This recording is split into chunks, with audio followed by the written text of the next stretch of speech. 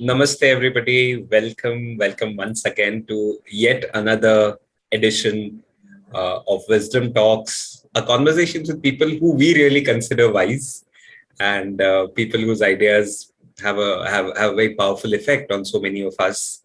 And today I am with yet another very interesting person with me. Leela, welcome to the Wisdom Talk. Thank you, Abhi. So. It's very interesting. The person today that we have, Leela, is not only a facilitator, a coach, but when the number of labels, I think, and the number of roles that I could see were so fascinating. And I'm very curious to see how wisdom across these kind of comes across. So this is going to take a minute to introduce you, Leela. So Leela is an embodied leadership coach and facilitator. Is a constellator, so does family constellations, author, dreamer, and a chocoholic, which I can share with you, and we can discuss our favorite chocolates. Over the years, she's been a lawyer, a senior commissioning editor, a home baking business entrepreneur, a mother, a communications expert, a writer. I would say even an innovator, right? Like the values cards and things. It's like a designer of sorts, right? She's come up with some very interesting cards and a writer, and now for the last 15 years a leadership transformation professional with a global experience. Sounds like a diverse, like a wide span. He's coached individuals, facilitated large and small group workshops for McKinsey's clients, consultants, and support staff. 2014, Leela founded Wisdom Tree, the senior Wisdom Tree, the elder Wisdom Tree, I would say. And it's to help individuals, teams, and organizations lead from meaning and purpose. So, so nice to have you, Leela. Thanks for coming once again, and for receiving our invitation. Our wisdom talks begin with the standard question, Leela, that we ask, and that is, what is wisdom according to you? And in your case, I'm particularly intrigued because you're not only a facilitator, but you mentioned so many different roles and also mother, which I think for me caught my attention because the idea of, parenting also. So what is wisdom, having been through all these roles? What are you left with as your understanding of wisdom? Well, when you first asked that question to me last week, I was sitting with it and thinking it's a big question to answer. Yeah. And for me, when I look back at my life and my work, it doesn't feel like there is just one answer to that, right? So it's a lot of things. And this morning I was reading a book that Mark Nepo has written around the Book of Awakening. I read it every morning. And in it, he says something around, there's a willingness to be with patience and stillness. Yeah. And I thought that, that rings really true for me, right? Because wisdom for me has been being patient, even when there doesn't seem to be an answer. Yeah. Trying to be aware of how I am informed by more than just language or more than just thoughts and thinking. So that's also taken its time to sort of come into my life. Yeah. And also it's a little bit about integration as well, right? You're looking at also integration and the wisdom that comes from that kind of integration. Yeah. All of that you've learned from, in my case, it's bringing together, language, body, emotions, all of that, right? All of the streams from which I have learned to make sense of what I do in the world and, what I offer and, how I listen into conversations. So it's quite a lot, not a simple answer. Yes, it's several things. From what you shared, Leela, I was most curious about beyond language and thoughts. I think you referenced to something beyond language and thoughts, and that's our typical, or at least for me, I can say that's my typical fallback, like using lots of language. And of course, all of us have a mental chatter. So I was curious about what's that part, and can we even talk about that part using language? This like seems like a paradox of sorts to talk. So I was quite curious about that. What were you alluding to? Yeah, sure. I think, in my case, I think I've lived in language, Abhi, all my life, right? So I was a lawyer, way back many, many years ago. That was my very first career. So there's a lot of complexity of language inside of that profession. There was, even before that, when I was in school, I've always loved the English language, literature. always got prizes for the highest marks in literature and language. So that's something which has kind of stayed with me. And I'm also from a family that encourages knowledge, analysis, all of the head stuff which we find so important, right? So that was the only way I knew how to be for a very long time. When I began to get into leadership coaching and into personal growth work, leadership work, that's when I realized actually there are more dimensions to us. One of the biggest ones is the body, right, which is available, which is visible, and yet we a lot of the times we are not fully in touch with that, right? And that's a lot of where I receive something more than what is just available through thought. How about trusting the body? Like when you say receive from the body, I mean, there's always lots of things going on all the time in the body. So what is it to listen to the body then and listen to the wisdom of the body? Like, and I mean, it also sounds like a lot of trust, right, in what the body is relaying. So curious about that, curious about what does that feel like, listening to the body and trusting the body, right, that it's saying the right thing. Yeah, sure. And I think, one of the things, if I think about it, is that, when also to finish the loop around this whole language thing and how it connects, right? One of the ways I've learned is that we begin to learn through distinctions. Yeah. So whether it's around language, which we're immersed in, or even the language of the body. Yeah. Once we learn those distinctions, it's like an awareness that is available to us. Yeah.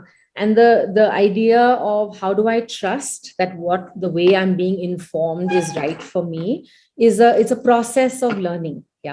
It's a process of learning. I mean, I've had, I think, what we call gut instincts or gut feelings, right, which is like this really visceral feeling in our belly. And that's happened to me in my early years, where I wasn't really sure what it was about, but it pulled me towards something and I followed it.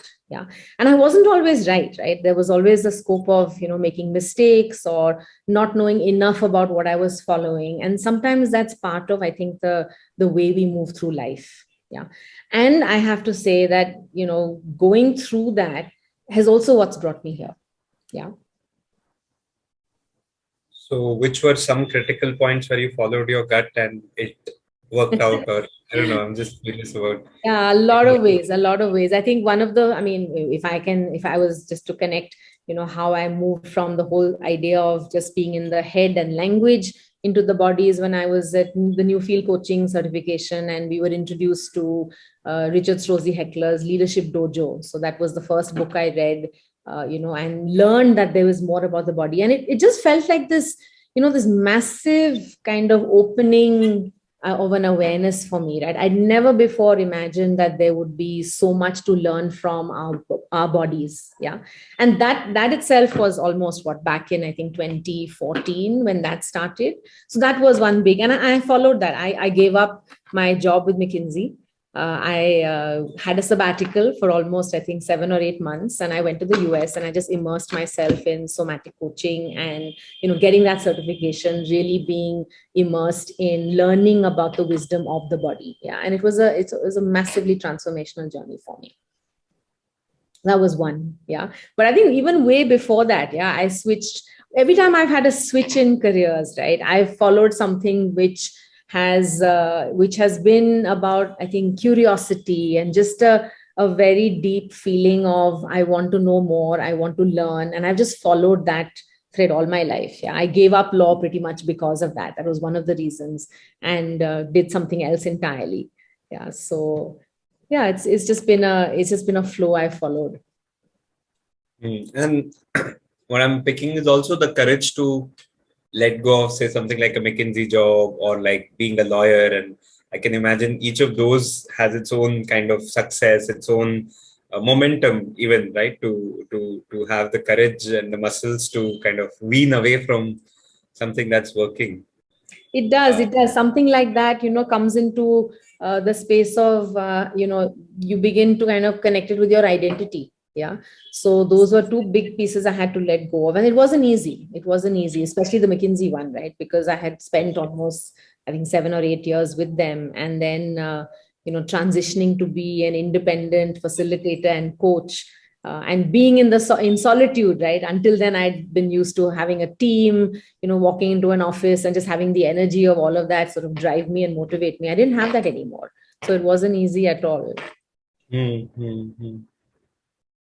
Yeah, one question that is coming to me is I don't know if it can be answered in abstract, but I'll still throw it at you and see what comes up. There is always this whole school of persisting, right? Like try, don't give up, try till you succeed, and there's that. And what I'm hearing from you is there are times when there's a pull, there is a gut feel that calls you in a different direction and beckons you to try something different. And I'm curious about the interplay of these two because this is seriously fuzzy territory, right? Like listening to the body, intuition, gut feel. How do you know this is like the side of you which wants to give up versus the side that actually is manifesting something new, right? I don't know. Has that dilemma ever been there for you? And what's a pathway out of that? Can one ever know? Sometimes, right? I think, and I've learned now as an embodied leadership facilitator that, when there is a longing, right, there's a deep longing within for something else. And that could be a piece that's either missing in your life or something towards you, which you want to grow, whatever that is, right? There's a longing which calls to you, right? And we see it as, I am the shape I am, yeah, from the experiences I've had in my life. And now I want to grow to something else. Yeah. So that's the call, that's the pull that, I have followed. It hasn't always led me exactly to the right place, but it's always been, like a growing and a sort of gathering of the skills and abilities I've needed at that particular time. Yeah. Even if sometimes they didn't make any sense at all, right? So letting go of law and baking for 2 years, yeah, was completely. I mean, when I reflect on it now, I had people around me being very critical of it, yeah, saying, "What the hell are you doing? You're a lawyer.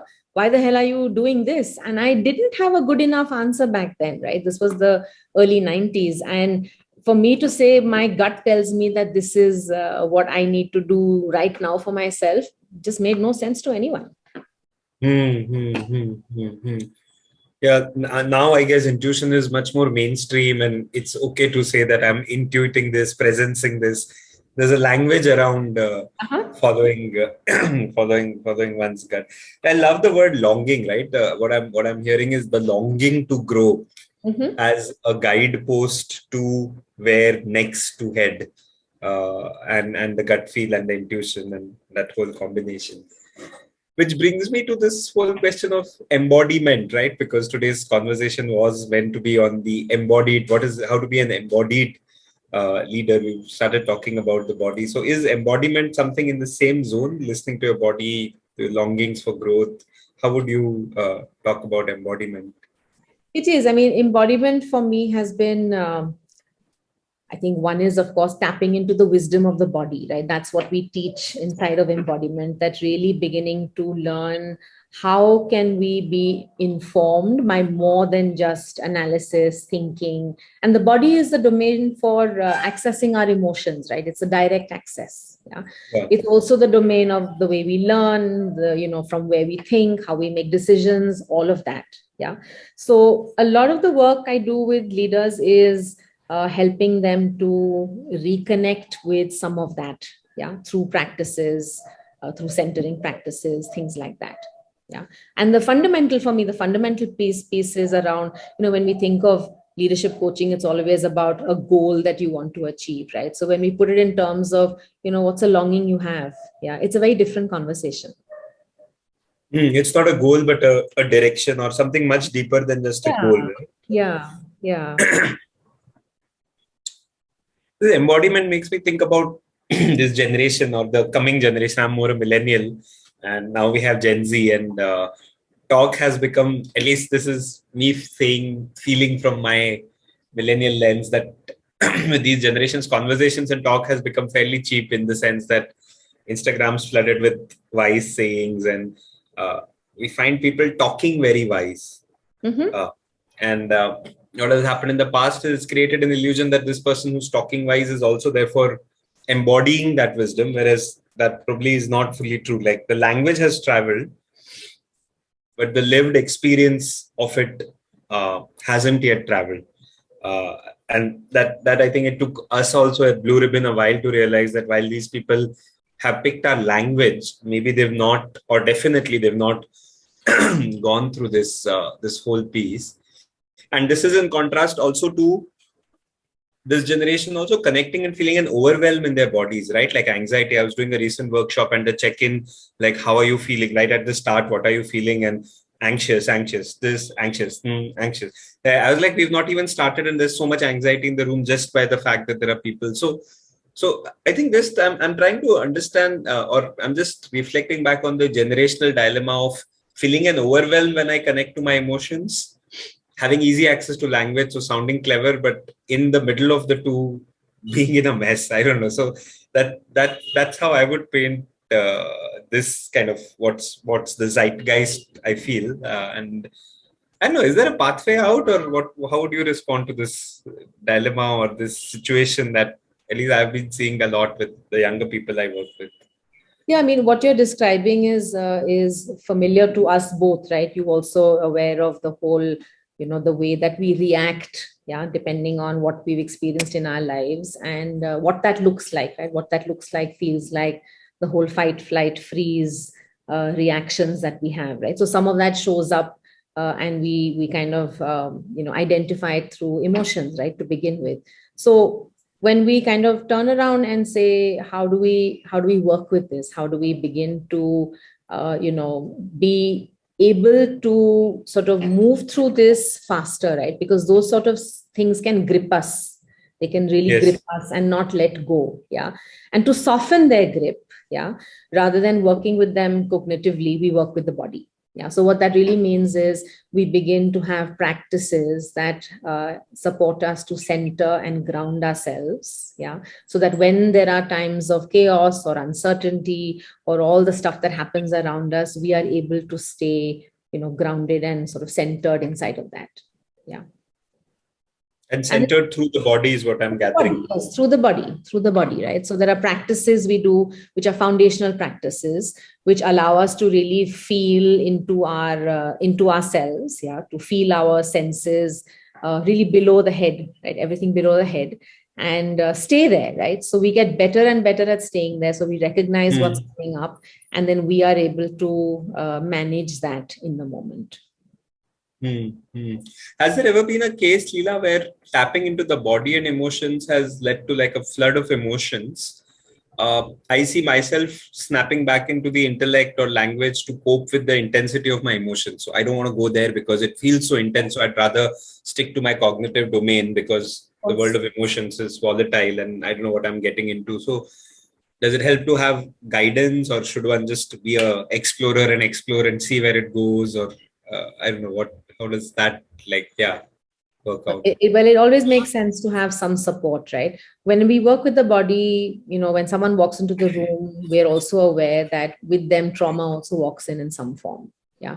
So we are taught to recognize that and also to be able to hold it. So it's not as simple as, just do some exercises and, let's begin to sort of work with the body in some way or the other, right? Because we know that the minute that happens, we are releasing something. Yeah. And it's important as facilitators and coaches in embodiment to be able to hold that and, sort of work with that and witness it. Yeah. So what I'm hearing is, it helps to have somebody who's holding the space when this happens. But are there any individual daily practices? Like what would your daily practice be? Or is there a centering practice that people could pick up, or anything that would get people more in touch with their bodies? So there's a foundational centering practice we do, which is essentially, it's a sitting practice or a standing practice, either way. And it helps people to begin paying attention to their, what we call length, width, depth, and center. Yeah. All the ways in which we organize ourselves to stay grounded and centered in the face of uncertainty. So that's a foundational practice. Then there are a whole bunch of other practices which we use. The lineage I come from, the Strozzi lineage, is all based on Aikido. So there are a lot of movements through, Aikido-based teachings that we use to help us, pivot in transition. Yeah. So when there are things, changing around us, how do we stay centered in the midst of that? How do we learn to stay connected to each other? Yeah. How do we learn to listen for what we care about? Yeah. So those are also embodiment practices. Yeah. Yeah. So there's a whole range of practices for leaders to pick up. When I connect to just the being of the leader, there's the fact that so many people are constantly looking at you, evaluating you, and at least when I look at my leadership zones, I almost feel the collective gaze locks my body into certain ways of being, because it's almost like because I've been cultivated by the collective to talk a certain way, be a certain way as well. And I'm just wondering if this work also would probably be breaking that mold, that unconscious mold, right? Of typical voices, typical ways of being, right? I mean, what's been your experience with leaders, coaching them out of their typical ways? Yeah. I love what you just said, because it just describes very perfectly, what happens to us, right? What happens to our bodies. So it's also a physical shape. And, from the time we are born, there's a lot of things that happen out there in the world that contract us, right? Physically contract us. And that shows up as tightened bodies. Yeah. So tight bodies, eyes that are much more stern, shoulders that are tight, a lot of ways in which we hold ourselves and have barriers down. Yeah.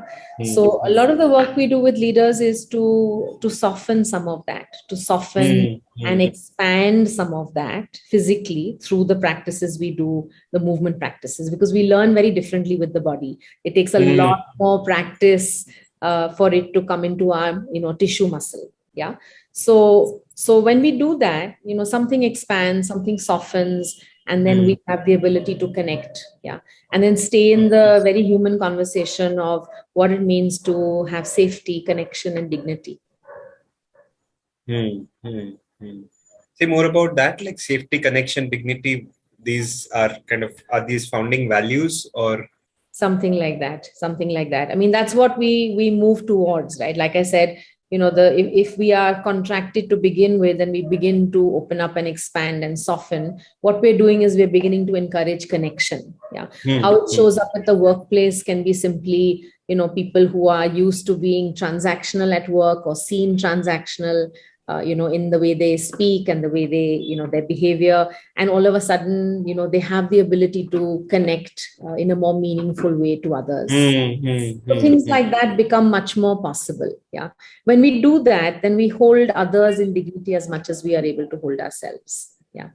We foster, the idea of safety, which is, you can see, conversations of psychological safety keep coming up in organizations. So we begin to also foster some of that as well. Yeah.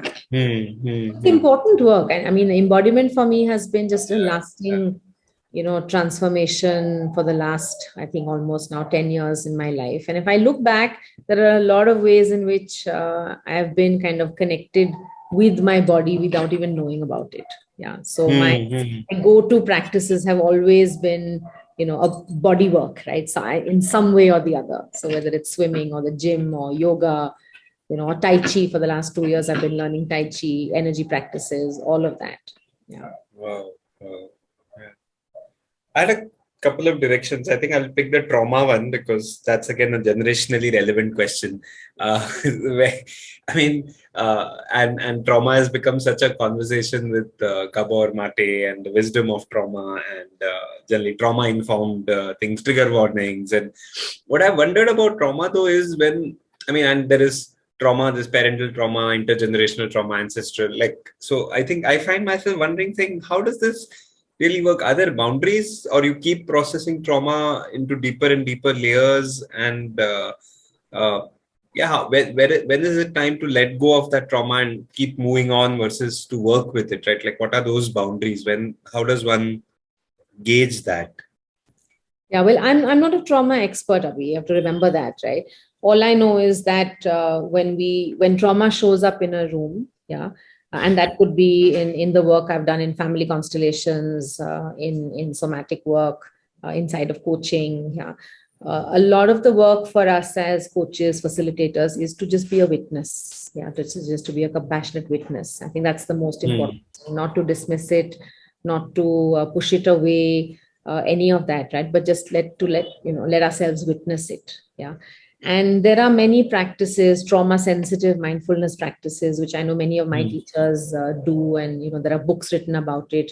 There are methodologies to actually hold all of that and do what we call generative trauma healing practices, right? Where you kind of make people work with their boundaries. So sometimes people don't know what is a boundary, which is why the trauma has happened, right? You work with people to build healthy boundaries for themselves, to make them feel safe again. Yeah.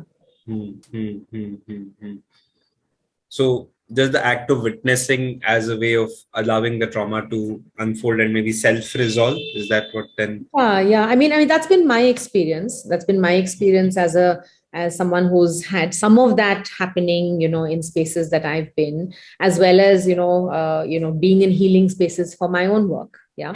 And sometimes just the witnessing of it, not trying to, not just dismissing it, but also not sort of soft talking through it, right? You're actually saying it has happened. Yeah, something happened. Yeah, and being witnessed, listened to, having the space to let my own processes or the person's processes sort of unfold is important. Yeah. And also realizing as a coach, I have my own boundaries, right? And where I need to perhaps bring in a therapist or recommend another healer to work with someone as well, right? So that's important in my line of work. True. It feels to me, Leela, though, that so thanks for that. I think, yeah, there has to be boundaries, I think, where up to which we can be effective. Seems to me that the whole world of body is like fairly ignored by the mainstream, right? Like, I mean, it's much easier, the words, the concepts, the trading of the words and concepts and frameworks and books, and it's just like cognitive languages kind of colonized us so much. It just, when I'm hearing you speak, I'm realizing that given how important the body is and how much time and space we actually make for it, seems to be fairly, in my experience, been fairly disproportionate. A lot of conversation is in the language and a little bit of the emotion domain, but much lesser in the body domain for some reason. Now, how do you feel about that, or do you agree? Do you see that changing? How's that like, as a person who does embodied work? I'd like to think it's changing slowly. I mean, we are in the West, it's of course much more evolved than it is over here. There's a lot more conversations around the body, a lot more practices and lineages. I mean, everything from dance to, healing practices that happen over there. Here it is, it's slower and smaller niches where it's available, right? So I know, for instance, all the workshops that we do through McKinsey or Abakin, offer a lot of body work, embodiment sort of practices. And then it's important to know for the sake of what we're doing that, right? So that we offer people ways in which to commit to the practices they need to see what's possible, then what possibility becomes for them. Yeah. So that's what happens. In terms of has it become mainstream yet in India? I don't think so, because I know that the people who reach out to me, I'm one of the very few people in India who's certified to offer that, right, in leadership, right? So there aren't very many people here who do that. And combined with all the other work I do and the communication work I do, I offer this very strange combination of embodiment in communication, in presence, so all of that. Yeah. At the same time, it's a conversation people feel invited into. Yeah. And I think that's because a lot of the other pieces around embodiment are now becoming mainstream, right? Yoga is mainstream, meditation is now mainstream. All those are body practices. Yeah. So it's easier to bring in that conversation and to say, this is a gap in leadership that we've been beginning to, fill for the last, say, 5 or 7 years in India. So it is slowly shifting, is what I'm hearing you say. I'd like to think so. Yes. Yeah. What about presence, Leela? You mentioned presence, and there are different individuals with different levels of their aura or their presence. And do you work with that presence? And what's the source of that? And can one do anything about it, or are people naturally like have their presence and charisma? And Is it something even someone can tweak? Well, it is. I mean, that forms a big part of my work. It's a book I'm writing as well. So I'm glad you asked that question. Leadership presence, I mean, has been again for me like an evolving journey, right? I began working with it at a very skill based level. Yeah, which is all the executive presence ideas around presentation skills, how people show up. And that itself is a journey, right? Because what that gave me was a very keen ability to notice people, yeah, notice like the tiniest of things that they did with their bodies, right? So whether it's eye contact or raising their eyebrows or moving a shoulder, right? All of that suddenly became very visible. So that's why I keep saying that even in language, distinctions are important because they suddenly make you aware of things that you were never aware about before. Yeah. Now, along with all the other work I've been doing in embodiment, constellation work, all of a sudden there's a bigger way that presence suddenly has meaning for me. Yeah. So what that means is that it's an internal as well as an external effort. Yeah, it's work both on the internal and external. If that makes any sense. Yeah, the external part is kind of, I mean, one can imagine the external, how you carry yourself and all of that. The internal part of presencing would be what, more mindfulness, or what would the internal side of that look like? So it's work on a lot of the pieces that, are the markers of presence. Yeah. And that could be things like, like I said, I'm writing a book on it, but let me share, for instance, gravitas is a big piece. Yeah. People want to have gravitas and nobody fully understands what it is. For that matter, nobody fully understands what presence means either.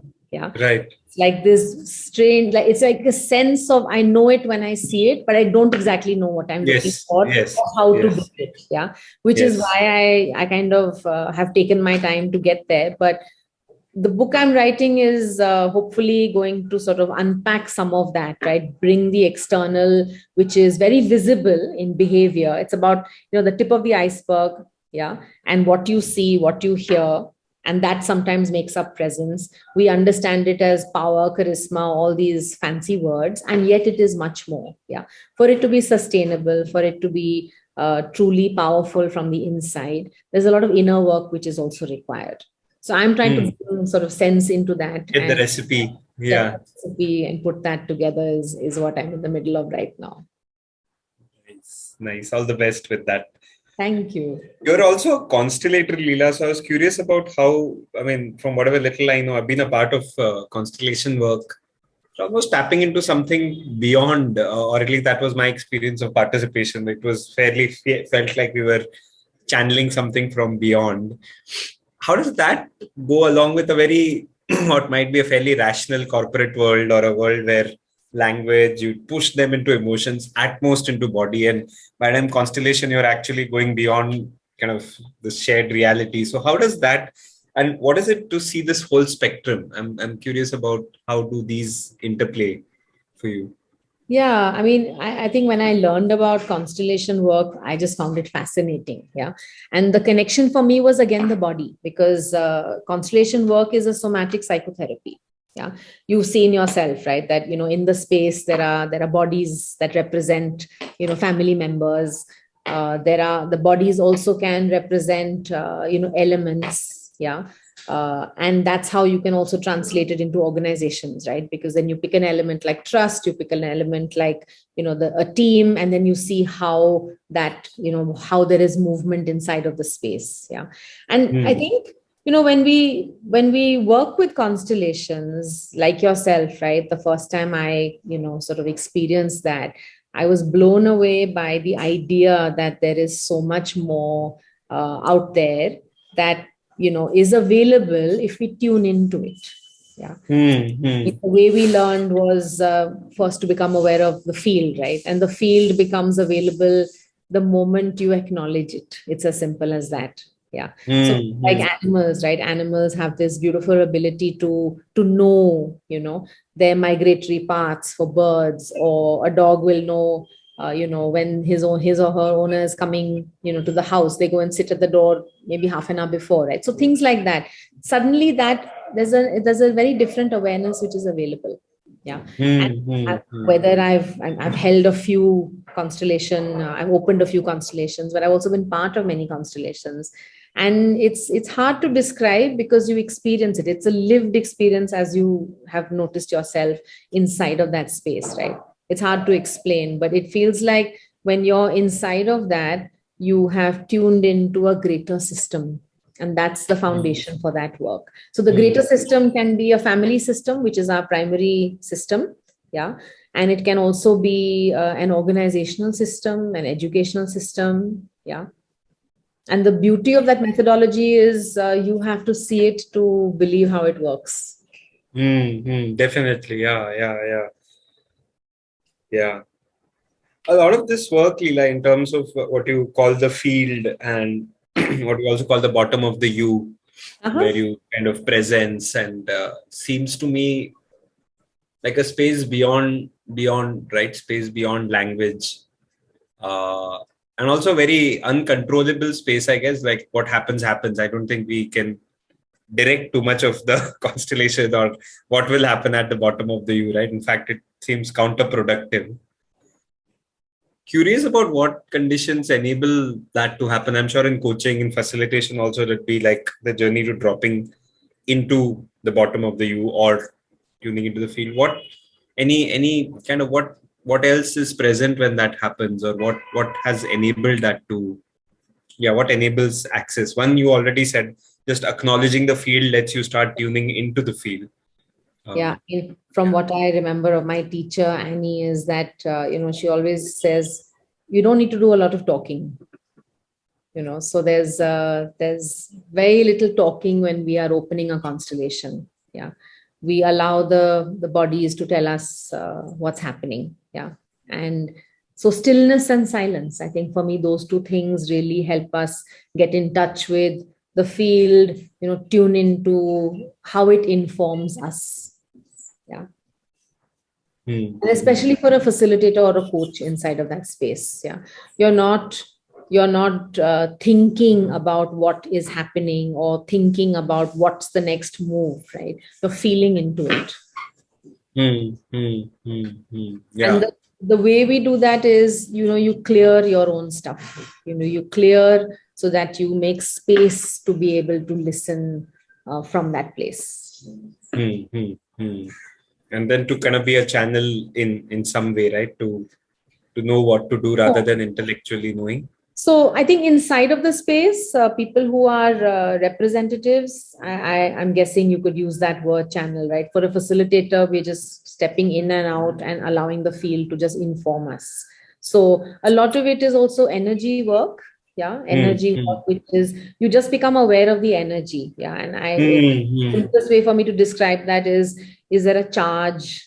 Then there's a charge in the energy, or whether something feels empty or something feels sad, for instance. So there are all of these ways in which we also get informed when we work with constellations. And a lot of the body as a receptor to tune into what's really going on. Absolutely. Yeah, that's initially what drew me to it. And I think my work with embodiment, somatic coaching also helped. And my own practice. It all comes together. Yeah. All kind of comes together for me in that. Yeah. I'm curious about how you look at Louise Hay's work, where she talks about different body symptoms having psychological patterns behind them, like allergies, maybe a violation of boundaries, or grief may manifest as breathing problems, and so on. Where is that been your experience also, that the body symptoms represent repetitive patterns? Or absolutely. I mean, we have a language for it. We call it psychosomatic, where we can't explain it, but it seems to be there inside of the body. So I believe that. I mean, whatever in my life, in my experience, what I've seen is that there's a lot of stuff that, because we hold, right, even emotions that we hold, and then things become chronic pains or ailments or whatever that is, right? And I believe that's a lot of stuff which is around the things that we need to clear in our lives. And they show up. They just show up. They keep showing up. Yeah. The body seems to be the final kind of where it shows up. I think the last. Yeah. What about manifesting, Leela? So when you talk about energy fields, you talk about the body. Uh, I'm just curious if what's your take on, do we manifest our own realities? Does what happened to us happen to us? I don't know. Do you have any experience or any sense on how do you look at manifestation? Is there, yeah, just I that's the question I that came to me. So I thought let me ask you about manifestation. Sure. I mean, you're moving away from embodiment and into energy, but I mean, I like to think that it's possible. Yeah. It's around really opening up to trust.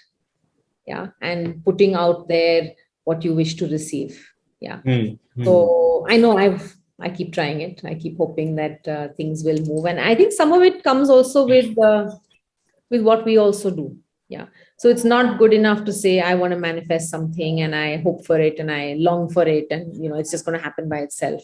I think there's some of our work we need to put into it as well. Yeah, yeah.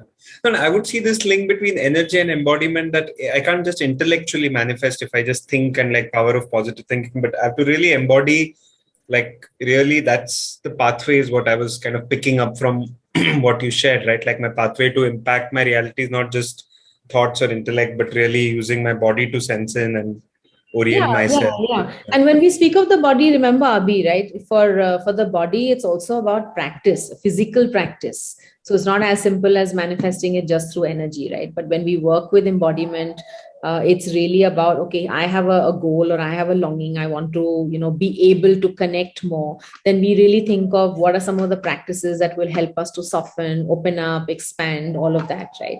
And that's Hmm. a practice then you do with some level of frequency. Yeah. Hmm. Hmm. Hmm. It's not Yeah, as daily practices yeah, and absolutely, absolutely. We are what we practice. Yeah. yeah, Without yeah. that commitment, yeah, we're not going to see, something coming into reality for us. Yeah, yeah. It's like almost like there's no cheating the body. Like you can cheat the mind by learning and mugging up things and spewing them, but the body Yeah. is like real. It just feels like it's real. Yeah, yeah. I mean, and then, right, and then when you reach a place where you are practicing, yeah, and then you're able to extend not just into the practice but also a little bit beyond that. Yeah, that's when you also then sense into energy. Yeah, your own energy and then the energy field around. In your experience, Leela, do you see as women being more intuitive, or you think it's gender agnostic? I mean, in terms of being in touch with their bodies and so on. I'm curious about your take on gender and body. I don't have an opinion. I think we're all human beings. I think it's equally possible for everyone to have that. Yeah. And much more as children, right? In the sense, I would imagine children would be way more in touch, and then we would start getting trained to lose that touch as we grow older, right? Yeah, yeah, that's what we learn. That's what we learn, that uh, we have all of these lovely ways in which we learn about life and about how a lot of that is shut down through conditioning, through the beliefs that we begin to have. Yeah. And then I think when we reach a certain stage, we have to unlearn all of that to go back to who we really are. Hmm, hmm, hmm, That's how hmm, I hmm. see it. Yeah. Ila, you work with a lot of leaders across, and I'm curious about uh, what challenges you see, and then how do they manifest in kind of the bodies of these leaders? Like, there a neurochemistry of leadership? Is there stress? Like, what typically happens with leaders? And uh, yeah, just trying to get a flavor of the work. Uh, is it different with each one? Yeah, what does that Yeah, feel? it's different. I think it's different. I mean, everyone has their own level of where they are, right? And as a coach, as a facilitator, we work with, wherever people are in their journeys at that point. Yeah. And there are some who are a little bit more, intuitive. Yeah. Who are able Mm-hmm. to very easily bring in and, bring in the practices that I may offer or that we co create very easily into their lives. Yeah. And so for some people, it's a little bit harder, right? They need convincing or they need to see, some sort of outcome. Yeah. And, that's when I say, okay, I mean, you try this. Yeah. Maybe you start with journaling and see what that's about, because journaling is also about writing, which is also this connection between heart and mind and, on the page. So sometimes that's a very quick way to begin offering a little bit of a somatic practice without realizing it, right? So, some of those ways, often help. But I'm the kind of coach who likes to work with people saying that, let's co-create, right? Let me not be the person to say, here, do this, I think it works. But, maybe what works for you and what have you been doing already? And let's see what we can do a little bit differently with that, right? So I often do that. And I mean, I have to say, people today, and maybe it's just the world we live in, right? People are far more open and willing to try out a few of these things. A lot of times, embodiment is also understood as a well-being practice, yeah, which again makes it easier to offer, because then it's about, how do I cope with anxiety? How do I cope with grief? How do I cope with uncertainty? And then we go, okay, some of these practices will help. So are you willing to try that out? So it has a well-being component. I would also guess an emotional intelligence component, right? Like the more I work with my body, the more I build emotional intelligence. And then what I'm hearing you say about language is really the role of language being to give distinctions rather than creating a web of concepts we get lost into. Right. I think that's where coming from. I also, what came up for me was Shramdan, right? A lot of work in the social space involves Shramdan, doing physical labor, and Gandhi, Vinoba, and some of that informs our work also. And there they have been big advocates of Shramdan. I personally resist it, like saying, oh God, no Shramdan, I want to just stay in my mental realm. But I think what I'm now seeing the wisdom of that also from a body perspective, that when everybody does physical labor together, what it must be doing to the field and to each person. I think that that came up for me as one of the body practices that come from our wisdom. Yeah. I mean, you have to also look at what are we doing it for, right? So, I mean, what comes to me as you speak is, it sounds like it's a practice to help us stay grounded in humility. Yeah. So you do the practice, and then that's what you learn. So remember, there's always for the sake of why are we doing a practice? No, it is definitely a grounding, equalizing kind of a practice, and valuing everything. Going into the world as it is, Leela, right now, I mean, with its own tensions and its own conflicts and its own beauty and hopes also. I was curious about what are your hopes from your vantage view? You walked a journey, you've discovered some things about life, about human beings. You brought them into practice for yourself. How do you see these spreading out into the world? Any visions, any dreams about the world? Well, I'm encouraged that so much of what we do now has become mainstream. Yeah, I mean, my social media feed, whether it's on LinkedIn or Facebook or Instagram, is full of ways in which we seek peace as human beings. I mean, there is so much conflict out there. There is so much of violence, and yet there is another conversation that is also about peace and progress and learning to sort of heal. Right? There's a lot of healing conversations also going on. So that encourages me. Yeah. I mean, I'm someone who looks at the world and sees how beautiful it is, how beautiful human beings are, with everything we bring in. Yeah. And we see, when we look at it from a systemic point of view, whether it's conflict or whether it is violence, you also get to see, why that's happening. It doesn't make it any easier to see, but, you begin to witness that in a very different way. Yeah. And hope that, there is a way we can find each other and we can find peace again. Yeah.